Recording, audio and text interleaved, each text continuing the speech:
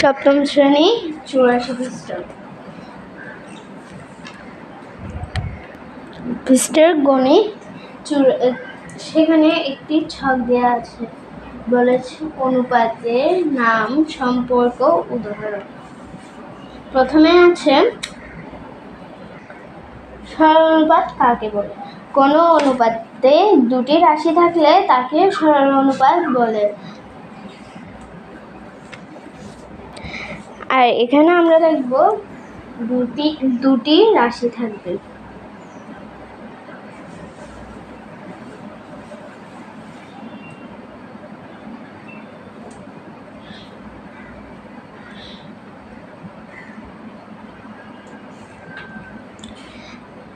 এখানে প্রথম রাশিকে পূর্ব রাশি এবং দ্বিতীয় রাশিকে উত্তর রাশি বলে।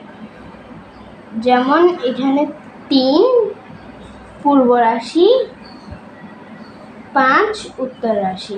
উদাহরণ 5:5। এরপরে লঘু অনুপাত।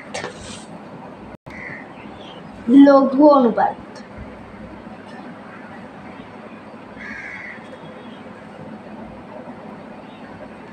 লঘু অনুপাত হচ্ছে সরলানুপাতের পূর্ব রাশি উত্তর রাশি থেকে ছোট হলে তবে তাকে লঘু অনুপাত বলে। যেমন আর এখানে আমরা লিখব সরলানুপাতের পূর্ব রাশি উত্তর রাশি থেকে ছোট হলে। উদাহরণে 5:8।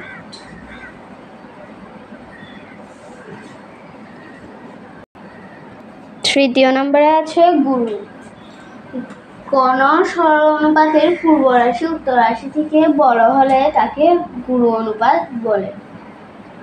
এখানে আমরা লিখতে পারি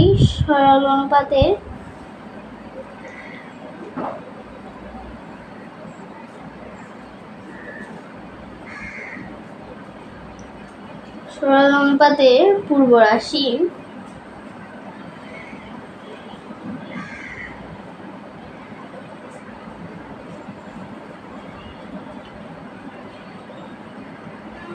উত্তর রাশি থেকে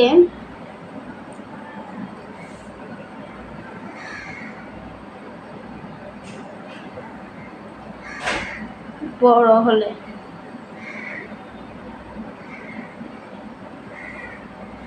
এখানে এখন পূর্ব রাশি হবে 5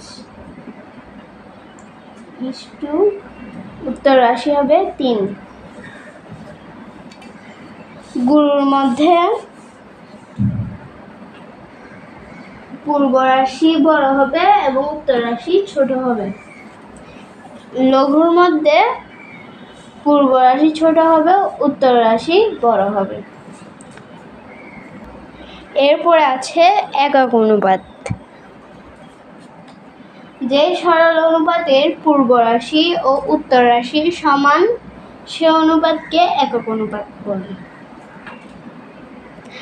আমরা এখানে লিখব যে সরল অনুপাতের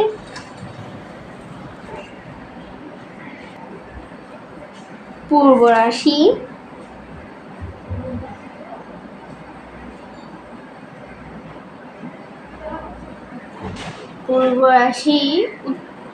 ও উত্তর রাশি সমান হলে।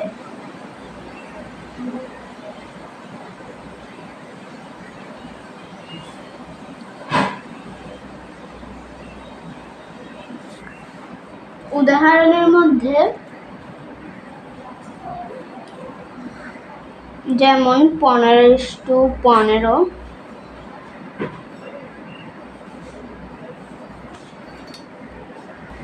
এরপর আছে ব্যস্ত অনুপাত। ব্যস্ত অনুপাত হচ্ছে কোন সরল অনুপাতের পূর্ব রাশি উত্তর রাশিকে পূর্ব রাশি করে প্রাপ্ত অনুপাতকে পূর্বের অনুপাতের ব্যস্ত অনুপাত বলে। আমরা এখানে লিখতে পারি পূর্ব রাশি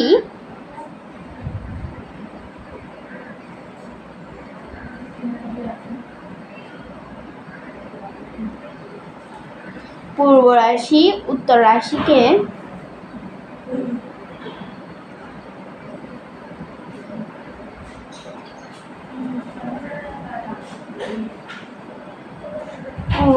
উত্তর রাশিকে পূর্ব রাশি করে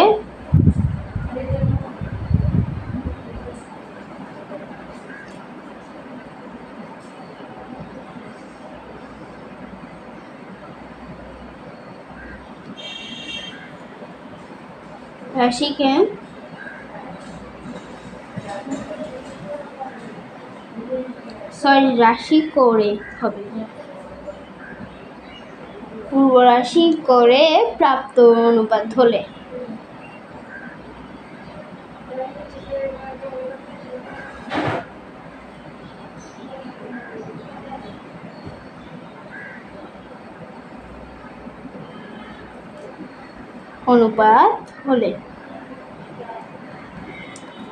যেমন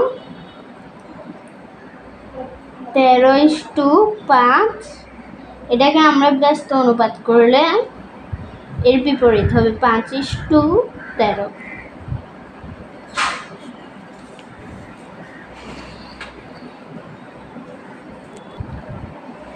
এরপরে আছে বহুরাশিক অনুপাত। বহুরাশিক অনুপাত বলে 3 বা ততোধিক রাশির অনুপাতকে বহুরাশিক অনুপাত বলে। যেমন আমরা লিখতে পারি এখানে 3 বা ততোধিক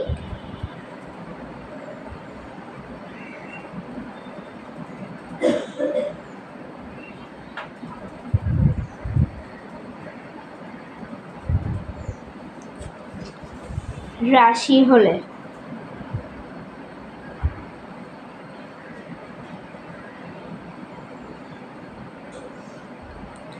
যেমন 15:15:15 এখানে আসলে বহুরাশিক অনুপাত বলতে বুঝিয়েছে 3 বা ততোধিক রাশি। 3 বা 3-এর বেশি রাশি হলে তাকে বহুরাশিক অনুপাত বলে।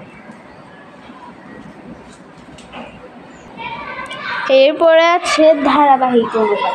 ধারাবাহিক অনুপাত হচ্ছে দুটি অনুপাতের মধ্যে প্রথম অনুপাতের উত্তর রাশি ও দ্বিতীয় রাশি পরস্পর সমান হলে তাকে ধারাবাহিক অনুপাত বলে।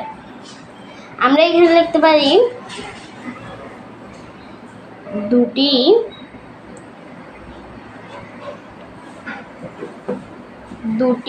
অনুপাতের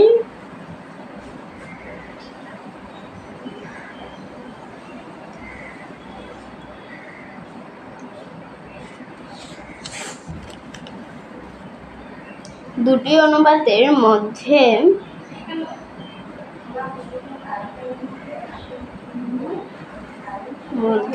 প্রথম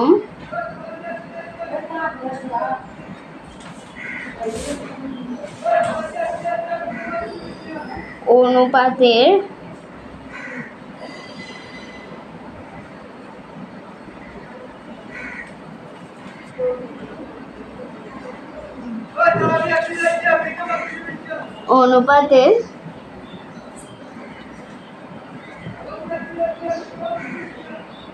উত্তর রাশি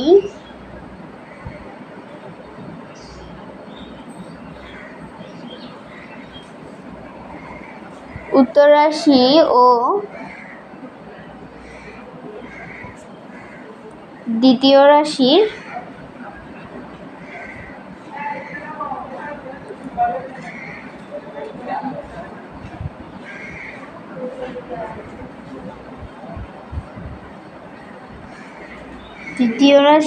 পূর্ব রাশি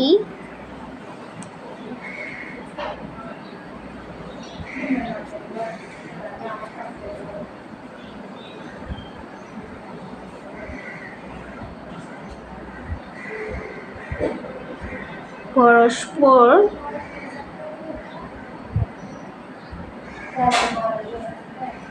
সমান হলে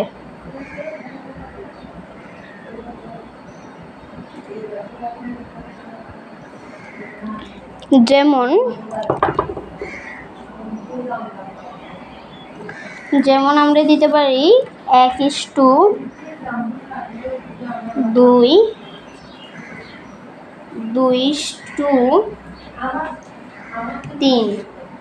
তো এটাকে আমরা এখন লিখতে পারি 1:2, 2:3।